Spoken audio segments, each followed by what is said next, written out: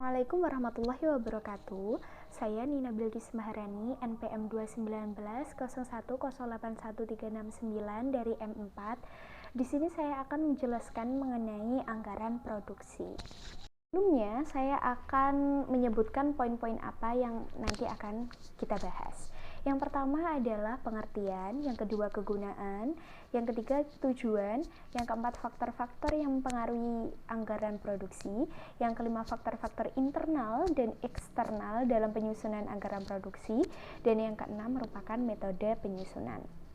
Kita akan membahas poin 1 terlebih dahulu. Sebenarnya apa sih yang disebut dengan anggaran produksi? Anggaran produksi merupakan rencana perusahaan untuk menghasilkan produk perusahaan dalam jumlah yang sesuai dengan kebutuhan penjualan dengan mempertimbangkan jumlah persediaan awal dan akhir periode tertentu. Nah, anggaran produksi ini merupakan bagian dari anggaran kegiatan. Karena apa? Produksi merupakan proses dalam pembuatan suatu produk. Simpelnya, anggaran produksi ini merupakan jumlah, seberapa banyak jumlahnya produk yang diproduksi. Untuk penjelasan poin kedua yaitu kegunaan. Nah, kegunaan anggaran produksi ini dalam kegunaan yang luas itu untuk pedoman kerja, koordinasi kerja, dan pengendalian kerja divisi produksi. Nah, kalau arti khususnya itu menunjang kegiatan penjualan, kemudian yang kedua menjaga tingkat persediaan barang jadi yang sewaktu-waktu diminta oleh konsumen, dan yang ketiga adalah mengatur produksi agar biaya produksi dapat ditekan seminim mungkin. Untuk poin selanjutnya merupakan tujuan dari anggaran produksi. Nah, tujuan yang pertama ini yaitu untuk mencapai tingkat keuntungan tertentu. Misal berapa hasil yang diproduksi supaya dapat mencapai keuntungan dalam 1 tahun. Kemudian tujuan yang kedua untuk menguasai pasar sehingga hasil perusahaan ini tetap mempunyai pasar yang dituju. Jadi perusahaan akan tetap mendistribusikan produknya kepada satu pasar yang diutamakan seperti itu. Kemudian yang ketiga untuk mempermudah kegiatan perusahaan sehingga didapati hasil yang seefisien mungkin. Dan yang terakhir untuk mengembangkan pekerjaan dan kesempatan kerja yang sudah ada. Dan untuk poin selanjutnya yaitu faktor-faktor yang mempengaruhi anggaran produksi. Nah, faktor di sini tuh ada 6. Yang pertama adalah rencana penjualan yang tertuang dalam anggaran penjualan. Yang kedua adalah kapasitas pabrik dan peralatan pabrik yang tersedia. Nah, ini tuh termasuk teknologi yang digunakan. Kemudian yang ketiga tenaga buruh termasuk rekrutmen, pelatihan, penempatan, dan pemutusan hubungan kerja atau PHK. Yang keempat bahan baku termasuk teknik transportasi dan pergudangan. Dan yang terakhir adalah modal kerja untuk menjalankan proses produksi. Selanjutnya adalah faktor-faktor eksternal dan internal dalam penyusunan anggaran produksi.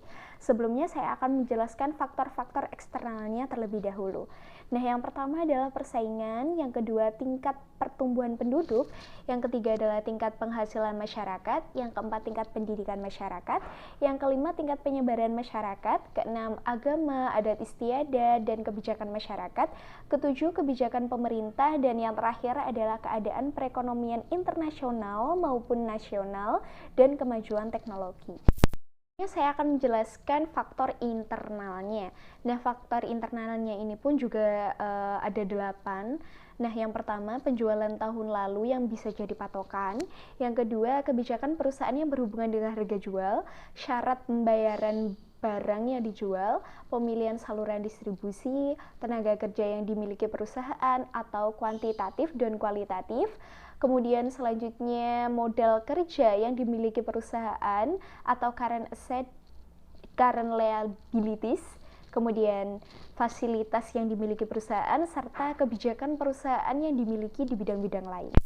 Baik, saya akan menjelaskan metode penyusunan anggaran produksi. Nah, ini yang terakhir ya, poin yang terakhir. Nah, metode ini ada 3 nih teman-teman. Yang pertama adalah metode produksi stabil, yang kedua metode persediaan stabil, yang ketiga metode kombinasi atau fleksibel. Nah, mari kita akan bahas satu persatu. Pertama adalah metode produksi stabil. Metode ini merupakan suatu metode di mana perusahaan menetapkan volume produksi yang relatif sama dari bulan ke bulan, kecuali untuk bulan tertentu yang volume penjualannya lebih tinggi. Nah, di sini kata kuncinya adalah pada metode produksi stabil, itu perusahaan menetapkan volume produksi yang relatif sama dari bulan ke bulan. Dan yang kedua adalah pada metode persediaan stabil, di mana suatu metode produksi di mana perusahaan menetapkan volume persediaan yang relatif sama dari bulan ke bulan, kecuali untuk bulan tertentu. Metode ini mengakibatkan volume produksi menjadi tidak stabil dari bulan ke bulan. Nah, pada metode persediaan stabil, kata kuncinya adalah perusahaan menetapkan volume persediaan yang relatif sama dari bulan ke bulan. Terakhir merupakan metode kombinasi atau fleksibel. Nah, ini merupakan suatu metode produksi di mana perusahaan menetapkan volume produksi yang berubah terus dalam bulan ke bulan. Metode ini mengakibatkan volume persediaan dan volume produksi menjadi naik tidak stabil dari bulan ke bulan.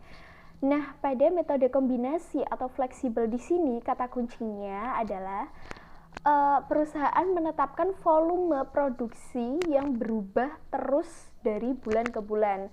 Nah, metode ini mengakibatkan volume persediaan dan volume produksi menjadi tidak stabil. Sekian pembahasan mengenai anggaran produksi dari saya. Terima kasih atas perhatiannya. Wassalamualaikum warahmatullahi wabarakatuh.